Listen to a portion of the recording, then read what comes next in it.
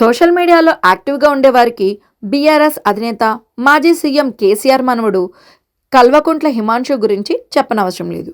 BRS పార్టీకి చెందిన కార్యక్రమాలను అప్పుడప్పుడు సోషల్ మీడియాలో ప్రచారం చేయడం, తాత కేసీఆర్, తండ్రి కేటీఆర్ ఫోటోలను పోస్ట్ చేయటం, పలు కార్యక్రమాల్లో పాల్గొనడం వంటివి హిమాంశు చేస్తుంటాడు.